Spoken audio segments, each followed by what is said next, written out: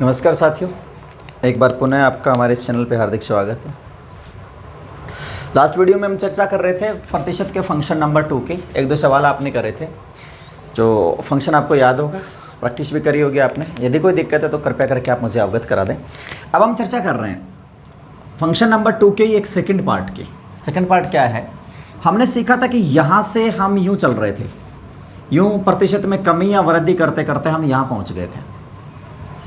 तो पिछले वीडियो में हमने सीखा था यहाँ से यहाँ जाएं तो कैसे कैलकुलेशन करेंगे, यहाँ से यहाँ आए तो कैसे कैलकुलेशन करेंगे। आज हम सीखेंगे कि जैसे मान लीजिए कुछ वृद्धि या कमी यहाँ हुई है, कुछ वृद्धि या कमी यहाँ हुई है, कुछ यहाँ हुई है। तो आपसे ऐसे पूछेगा कि 3 बार लगातार कमी या वृद्धि करने के बाद कुल कितनी कमी या वृद्धि हुई है, कुल कितनी वृद्धि हुई है। अब ऐसा मत गिन लेना, जैसे एक कस्बे की जनसंख्या पहले 20% बढ़ी, अगले साल 30% बढ़ी, फिर 10% घटी।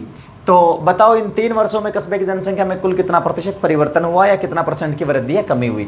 तो कभी ऐसे ना करें कि 20 बढ़ी 30 बढ़ी तो 20 और 30 50 तो बढ़ गई, 10 कम हो गई तो ये लो जी 40% बढ़ गई। नहीं, ऐसा नहीं होगा। क्यों नहीं होगा? क्योंकि ये आपने स्टार्ट में 100 पे काम करा है, 120। अब ये जो 30% की वृद्धि वो 120 पे होगी, 100 पे नहीं होगी, 120 पे होगी। तो जाहिर सी बात है बेस बदल जाएगा, बेस बदल जाएगा तो आपके यहाँ वैल्यूज भी बदल जाएंगे, और वैल्यू बदल जाएंगे तो आपका आंसर चेंज जाएगा। देखिएगा, तो अब हम उस फंक्शन की चर्चा करें। फंक्शन तो वही है सेकंड वाला। हमें न आरंभिक राशि पूछेगा आपसे, न अंतिम राशि पूछेगा। आपसे पूछेगा कुल कितने प्रतिशत की वृद्धि या कुल कितने प्रतिशत की कमी हुई। यानी हम इसको नाम दे सकते हैं, यदि आपको सवाल में कुल प्रतिशत प्रभाव पूछा जाए, प्रभाव का मतलब मेरा यहाँ कमी या वृद्धि से भाई कुल प्रतिशत प्रभाव पूछा जाए। देखिएगा कुल प्रतिशत प्रभाव कैसे पूछा जाएगा। अच्छा, ये जो फंक्शन आप सीख रहे हैं, अभी सीख रहे हैं, ये जैसे पिछला फंक्शन आपका कारगर था चक्रवर्ती ब्याज के लिए। ध्यान दीजिए, प्रतिशत अपने आप में कोई टॉपिक नहीं, सारे टॉपिकों का एक बेस है। तो जैसे चक्रवर्ती ब्याज का फंक्शन अभी ये थोड़ी देर लास्ट वीडियो में हमने पढ़ा था, और अभी ये जो पढ़ रहे हैं हम, ये है आपका बट्टा। आपने सुना होगा, लाभानी में एक टॉपिक आता है आपके पास, छोटा सा बट्टा, डिस्काउंट जिसको हम बोलते हैं। तो जैसे 2-3 डिस्काउंट देता है, फिर आपसे पूछता है कुल कितने % का डिस्काउंट दिया। तो वो सब इसी फंक्शन से ज्ञात होता है। अभी जैसे 3 बार जनसंख्या बढ़ी है, घटी है, या किसी वस्तु का मूल्य बार बार टूट रहा है या घट रहा है, बढ़ रहा है, तो कुल कितना % बढ़ा है या कुल कितना % घटा है, हम इसी चीज़ की चर्चा करेंगे। तो इस फंक्शन को उन बट्टा वगैरह के सवालों के लिए आप एक बार थोड़ा सा ध्यान से समझ लें। तो देखिएगा क्या है, आपसे यूँ पूछेगा वस्तु यहाँ थी, इसमें जैसे मैं वही सवाल ले लेता हूँ। पहले आपने 30% की वृद्धि करी है, फिर आप यहाँ आ गए, फिर आपने 20% की वृद्धि करी है, फिर आप यहाँ आ गए, फिर आपने 10% की कमी कर दी, अब आप यहाँ पहुँच गए।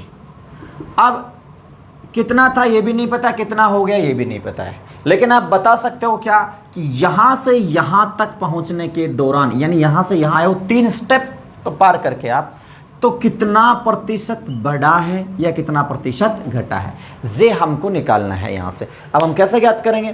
क्योंकि आपका सवाल ही ये है हमारा कि कुल कितना प्रतिशत बढ़ा है। प्रतिशत का मतलब कितना प्रतिशत बढ़ा है, यानी 100 पे कितना बढ़ा है, यही तो पूछ रहा है भाई। कितना प्रतिशत बढ़ने का मतलब है 100 पे कितना बढ़ा है। तो चलिए हम देखते हैं, जब ऐसे सवाल आपसे पूछे जाएं कि कुल कितने % वृद्धि हुई है, कुल कितने % कमी हुई, तो एक सिंपल सा बेसिक फंक्शन आपको बता रहा हूँ। फास्ट ट्रिक भी मैं आपको यहाँ बताऊंगा दो स्टेप्स के लिए। तो 3 स्टेप्स के लिए आप देखें एक बार, 3 या 4 या बेसिक 2 जितने भी हों, आरंभिक राशि को हमेशा 100 मान लें आप। क्यों? क्योंकि पूछना क्या है, कितना प्रतिशत प्रभाव हुआ। अरे भाई, जब पूछ ही रहा है 100 पे कितना प्रतिशत का मतलब क्या है, 100 पर, तो पूछ रहा है यदि यहाँ 100 होता तो कितना बढ़ जाता या कितना घट जाता। तो चूंकि हम 100 ही मान के कर लेंगे, तो जब आपसे कुल प्रतिशत प्रभाव पूछा जाए, ऐसे सवाल जिनमें कुल अवमूल्यन कितना प्रतिशत हुआ, कुल बट्टा कितना प्रतिशत है, या कुल जनसंख्या में कितनी % वृद्धि हुई, ऐसे सवाल जब भी आए तो आप आरंभिक राशि को हमेशा 100 ले लें कि मान लें ये संख्या क्या है, 100 है। ठीक है जी, ये 100 है। अब आपने इसको 30% बढ़ाया, तो 30 बढ़ाने का मतलब आप समझ रहे हो ना, 130 हो जाएगा। तो गुणा आरंभिक को 100 माने और अंतिम की गणना करें। हमारा ये फंक्शन नंबर 2 है, आरंभिक को आप 100 लेकर और किसकी गणना कर लें, अंतिम की।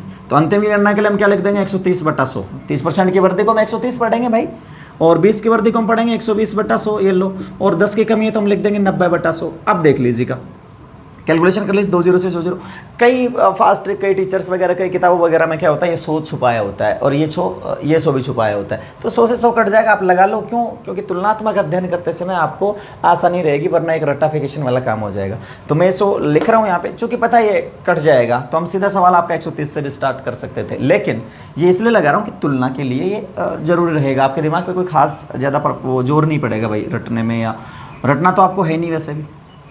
0 से 0 आपके सारे कैंसिल हो गए। अच्छा अब एक चीज़ देखिए आप, यहाँ 10 है, यहाँ 12 है, हम चाहें तो इसको 6 दूनी 12 है, 5 2 से कट रहा है, कैंसिल हो रहा है। लेकिन ऐसी गलती आप भूल के भी मत कर देना। क्यों? क्योंकि यदि आप किसी चीज़ में 10 का, किसी संख्या में 10 का भाग देते हो तो आप एक स्थान छोड़ के दशमलव लगा सकते हो भाई। लेकिन यदि 5 का आपको भाग देना पड़ गया तो जाहिर सी बात है आपको 5 का भाग देना ही पड़ेगा। तो यदि आपके पास 0 पूरे कैंसिल नहीं हो रहे हैं तो प्लीज़ उन 0 को ऐसा कैसा रहने दीजिए। क्यों? क्योंकि कैलकुलेशन, लास्ट कैलकुलेशन के टाइम पर हम उतने 0 के बाद, जितने 0 हैं उतने के बाद दशमलव लगा देंगे। अन्यथा यदि 5 15 वगैरह आपने ले लिए यहाँ पे काट पीट करके तो आपको भाग देना पड़ेगा, फालतू की कैलकुलेशन बढ़ जाएगी। तो छोटी छोटी बातें जो आप अभ्यास करोगे तो सीख जाओगे। तो चलिए हमारे पास आ गया 13 गुणा 12 गुणा 9।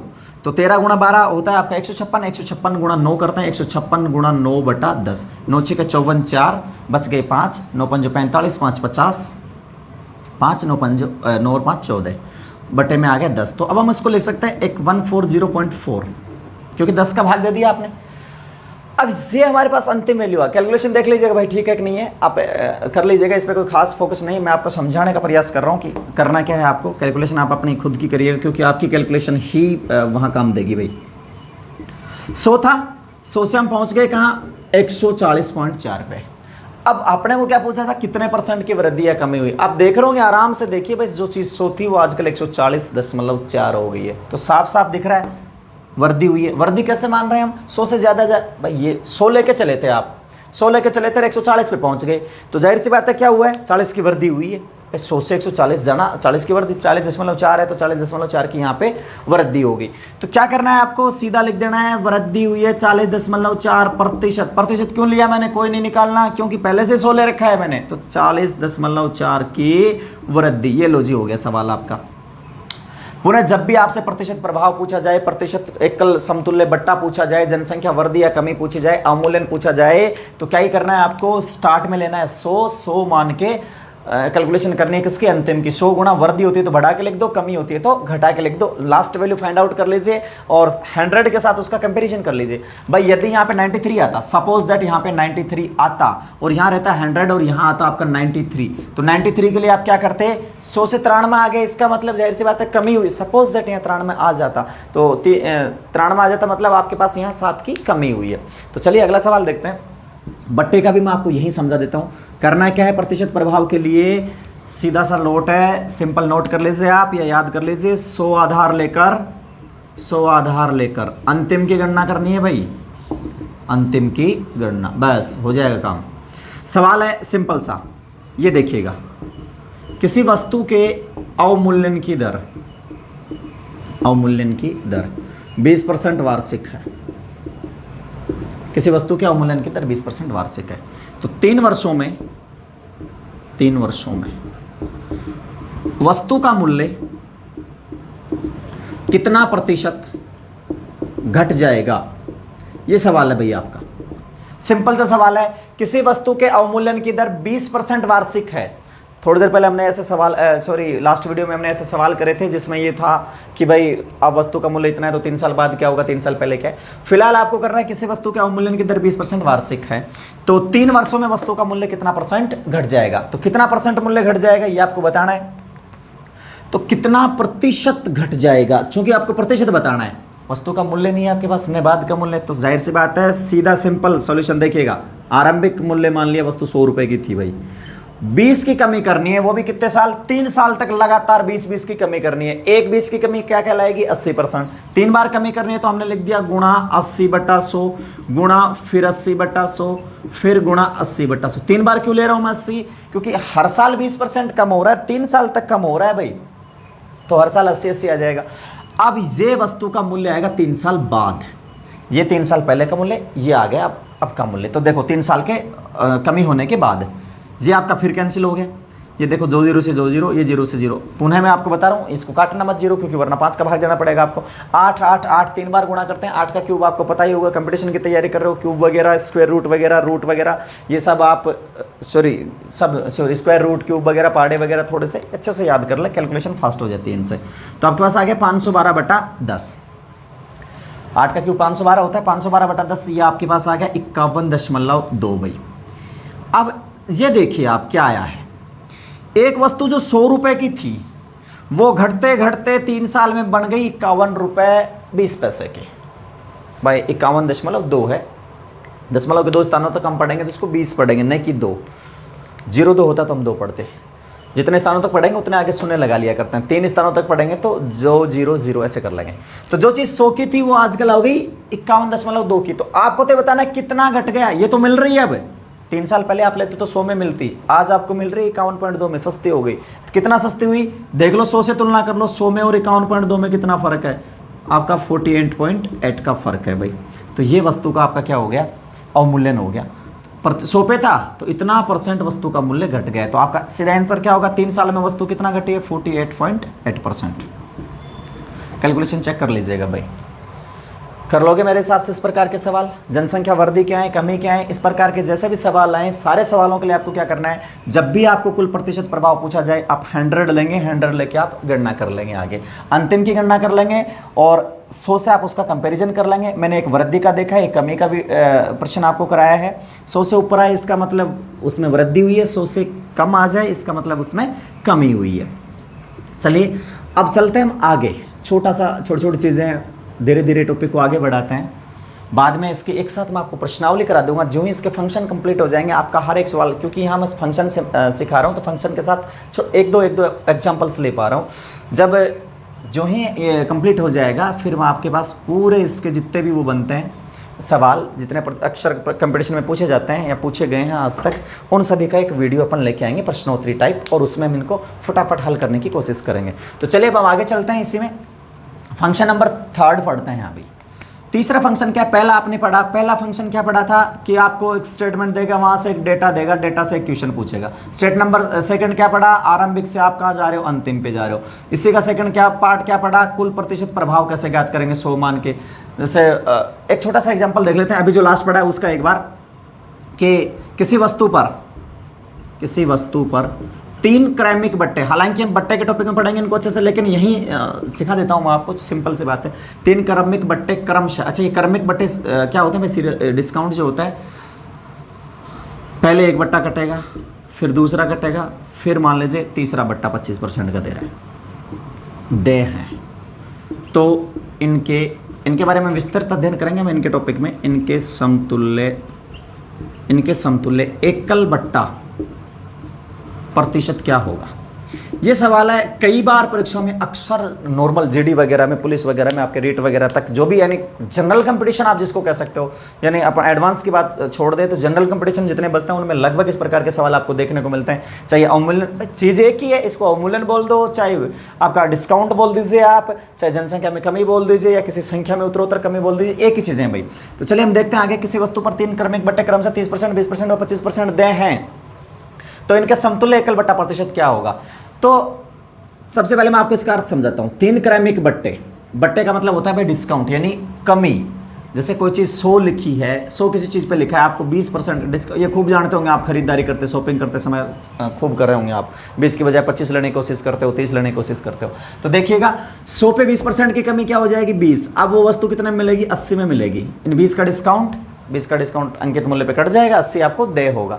तो उस पर 3 डिस्काउंट काट रहा है। अच्छा 3 ऐसे नहीं, अब वो कई बच्चे ऐसे सोचेंगे भाई इस सवाल में है क्या ऐसा, समतुल्य बट्टा जोड़ लो भाई, 30 और 20 50 और 25 75 हो गया, 75% का डिस्काउंट मिल गया, एक ही जगह लिखना। भाई ऐसे नहीं होगा, ये ऐसे देगा, वस्तु पे पहले 30% डिस्काउंट काटेगा। जैसे 100 का मान लीजिए कोई आर्टिकल है, उस पर 30% डिस्काउंट काट दिया। अब जो बच गए पीछे 70 रुपये, अब अगला डिस्काउंट 100 पे नहीं काटेगा, ये जो 70 रुपये का 20% काटेगा, फिर जो बच गया उसका 25% काटेगा। वही हो गया अपना चित्र बनेगा, फर्स्ट से सेकंड पे आओगे, सेकंड से थर्ड पे आओगे, थर्ड से फोर्थ पे, ऐसे जाओगे भाई। तो सीधी सी बात है, प्रतिशत कुल प्रभाव ज्ञात करना है, कितना 3 बार कमी करी, आम भाषा में मैं बता दूँ ये तीनों कमियाँ कितने % की कमी कर देंगी, बस ये आपसे पूछा है। तो लिखने का तरीका 100 इंटू 30 की कमी है भाई, 100 मैंने किसको लिया है, आरंभिक राशि 100, अब इसमें 3 बार कमी करूंगा मैं। 30 की कमी को क्या पढ़ेंगे, 70/100। 20 की कमी को क्या पढ़ेंगे, 80/100। अब कई बच्चों के दिमाग में आएगा जी 30 की कमी तो पहले ही कर दी, फिर 20 की और कर रहा है तो 70 में 20 काटो। अरे नहीं भाई, करना क्या है, पहले 30 की कमी करी, 30 की कमी अपने बेस पे होगी, 30 की कमी हमेशा 70 ही बोली जाएगी, और 20 की कमी चाहे किसी भी जगह हो 80 ही पढ़ा जाएगा, न कि 70 के बाद है तो कोई 50 कर दो, यहाँ पे गलत हो जाएगा सवाल, देख लीजिएगा। फंक्शन इसीलिए समझा रहा हूँ मैं आपको, क्योंकि नेक्स्ट टाइम जब हम पढ़ेंगे प्रश्न उत्तरी में तो फटाफट सवाल हल करेंगे, वहाँ पढ़ने का आनंद आएगा। चलिए देखिए, इंटू 25 की कमी को आप क्या पढ़ोगे, 75/100। देखिएगा भाई, मैंने ये लिख दिया, ये क्या है, शायद आप इस चीज़ को समझ गए होंगे ऐसा मैंने क्यों लिखा है। यदि आपको अभी भी इनको रट्टा मारने की ज़रूरत है तो प्लीज़ आप एक बार दोबारा गणित को अच्छे से पढ़ लें, क्योंकि रट्टा मारने से आप सक्सेस नहीं होंगे भाई, क्योंकि वो कुछ भी बदल देगा यहाँ पे। आपको पता होना चाहिए कर क्या रहे हैं अपन, ऐसा क्यों हो रहा है, 75/100 क्यों आया, 100/75 क्यों नहीं आया, क्योंकि भाई हम फर्स्ट से लास्ट की ओर जा रहे हैं। इन सब चीज़ों का जवाब आपके पास होना चाहिए, तब आप ये मानना कि हमें अच्छे से गणित हमने सीखा है, रट्टा नहीं मारना और अच्छे से सीखना है भाई। प्रैक्टिस जितनी करोगे इसके जितने हो सके उतने सवाल निकालो। कोई दिक्कत आए तो प्लीज़ आप मुझे इन्फॉर्म करें, कैसे भी करके, जिस भी आप मीडियम तक मेरे से पहुंच सकते हो उस मीडियम में जितना हो सकेगा आपकी हेल्प करने की कोशिश करूँगा। कमेंट करके आप बताएं, अन्य किसी माध्यम द्वारा जहाँ तक आप मेरे तक पहुँच रखते हो तो देखिएगा। लेकिन आप हर हाल में जैसे भी हो सके आप सीखें प्लीज़। तो चलिए कैलकुलेशन करते हैं। 100 आरंभिक मूल्य था, ये बट्टा काटते काटते जी हम पहुंच गए, ये लो। अब जीरो देखो, आप कहोगे जी जीरो काटा कि नहीं काटे, क्योंकि हमें दिख रहा है कि 75/100 25 से कट के 3/4 आएगा, 4 यहाँ कैंसिल हो जाएगा। यदि पूरा कैंसिल होता है तो कैंसिल कर दीजिएगा, अन्यथा आप जीरो से छेड़छाड़ मत करिए भाई। तो चलिए कट रहा है 25 3 75, 25 चौक 100, 4 दूनी 8, तो यह आ गया 7 2 3, तो 7 7 दूनी 14, 14 3 42। क्या आपका आंसर 42 है या 42 आया? तो अब कई बच्चे यहाँ भी गलती करेंगे, मैं इसीलिए आपको एग्जाम्पल अच्छे से समझा रहा हूँ। या 42 आने का मतलब क्या हुआ, या 42 आने का मतलब हुआ कि जो चीज़ 100 थी वो 42 में मिल रही है। अब 42 की कमी नहीं हुई, जिस चीज़ का मूल्य 100 था वो 3 बट्टे काटने के बाद आप 42 रुपये में ले आओगे। जैसे मान लीजिए आप मार्केट से पेन लेने गए, इस पर 100 रुपये लिखा है, दुकानदार ने आपको 30%, 20%, 25% के डिस्काउंट दे दिए, तो अब ये आप इस पेन को 42 में खरीद रहे हो। तो बताओ छूट कितनी मिली आपको? लिखा 100 था, खरीदा 42 में रख रहे हो, तो जितना पैसा कम दिया यानी 100 की और इस 42 की क्या कर लीजिए, तुलना कर लीजिए, कितना रह गया भाई, 58 रह गया होगा शायद मेरे हिसाब से। तो 58 रुपये का डिस्काउंट मिल गया आपको। 58 रुपये का डिस्काउंट किस पे, 100 पे, तो ठोक दो सीधा प्रतिशत, 58% की क्या मिल गई, छूट। ये वही हो गया, एक छूट 58 की कह दो, चाहे 58 को इन 3 टुकड़ों में तोड़ लो, तो इन तीनों टुकड़ों में आप देख रहे होंगे आपको 58 नजर आएगा। इनके कई सीधे तरीके भी हैं, कई बच्चे इसको ट्रिक से भी करते हैं, x + y ± xy/100, ऐसे कई ट्रिके रट के रखते हैं। आपको ऐसा कुछ नहीं करना, बेसिक फंक्शन सेल करो, अच्छा है, फटाफट हो भी जाता है। आशा करता हूँ समझ गए होंगे आप ये। चलिए अब इसके बारे में मैं, कई बच्चे जो ट्रिक पे ज़्यादा फोकस करते हैं उनके लिए एक छोटी सी बात बता देता हूँ और ट्रिक को फेल भी करके दिखाता हूँ। यहाँ पे देखिएगा क्या है। कई बच्चे अक्सर ऐसे रट्टा मारते हैं कि भाई 20% की वृद्धि हुई और दूसरी वृद्धि हुई 30% की, तो कुल कितनी वृद्धि होगी। जैसे मान लीजिए 2 साल की बात करें, देखो 3 के लिए तो आपको बेसिक फार्मूला अप्लाई करें, बेटर रहेगा। 2 साल के लिए कई बच्चे ट्रिक रखते हैं। यदि किसी, वो ट्रिक क्या है, अक्सर बच्चों ने अपने किताबों में भी देखा होगा कि एक वस्तु को पहले x% बढ़ाया गया, फिर y% बढ़ाया गया, तो कुल कितने % वृद्धि, तो बच्चे ऐसे रट के रखते हैं x + y + xy/100, इतने % की वृद्धि हो जाएगी। माइनस करते हैं तो यहाँ जैसे माइनस है तो नेगेटिव वैल्यू आ जाती है, ऐसे बच्चे करके रखते हैं। तो चलिए अच्छी बात है, मान लीजिए आप जिस भी तरीके से, मेरी तो यही कामना है कि आप जैसे तैसे भी करके गणित सीखें, यानी सवाल का आंसर निकालें। और आपको कंपटीशन में करना ही क्या होता है, उस OMR सीट पे जो सही जगह पे आपके डॉट लग गए ना, बाई लक या मेहनत से, जैसे भी डॉट सही लग गए, इसका मतलब आप बहुत मेहनती, आप बहुत इंटेलिजेंट है, आपको नौकरी मिल जाएगी। और यदि आपको सब कुछ आता है लेकिन आपके डॉट समय खराब है, वो सही जगह नहीं हो पाए, तो भाई बाहर हैं, कोई नहीं मानेगा कि आपको कुछ भी आता है। तो ध्यान रहे, आपका टारगेट है नौकरी को हासिल करना, तो चाहे आप वो XY वगैरह से करें, चाहे 100 मान के करें, बस एट लास्ट जो भी है आपको सवाल हल करना आना चाहिए। चलिए अब आगे चलते हैं, उसी की मैं चर्चा कर रहा हूँ। जैसे एक वस्तु में पहले 20% की वृद्धि करी, जनसंख्या मान लो या संख्या मान लो, किसी संख्या में पहले 20% की वृद्धि करेगी, फिर 30% की वृद्धि करेगी, बताओ कुल कितने % की वृद्धि हो जाएगी। तो एक तो आपको ऐसे करना है, 100 × 120 / 100 × 130 / 100, कैंसिल हो गया, 156 आपके पास आ गया, मतलब 56% की वृद्धि। ठीक है, ये तो हमारा था बेसिक, समझ गए होंगे आप, इसलिए मैंने फास्ट बोला है। अगला देखिए 20 और 30% की वृद्धि है। बच्चे ट्रिक से कैसे रखते हैं, 20%, 20 + 30 + 20 × 30/100, ये लो 30 20 50 + 3 दूनी 6, ऐसे निकालते हैं 56। चलो ठीक है, ये ट्रिक अच्छी बात है, आप अच्छे से याद कर रहे हो, आपका आंसर आना चाहिए, अच्छी बात है ट्रिक से। लेकिन ये फेल कहाँ होती है, चलिए मैं आपको इसको फेल करके दिखा रहा हूँ कि आप ट्रिक रट के गए, परीक्षा में कुछ और आ गया, चीज़ें वही हैं, अब फेल कैसे होंगे ट्रिक है। 20-30 तक तो ठीक था भाई, 20-30 तक तो कर लोगे आप। चलिए इसी फंक्शन को मैं उसी पे बता रहा हूँ कुल कितने % की कमी या वृद्धि होगी। ये आ जाए किसी संख्या में 16/2/3% की वृद्धि की गई तथा इसके बाद इसमें 16/2/3% की वृद्धि कर दी गई किसी संख्या में पहले तो, और इसके बाद इसमें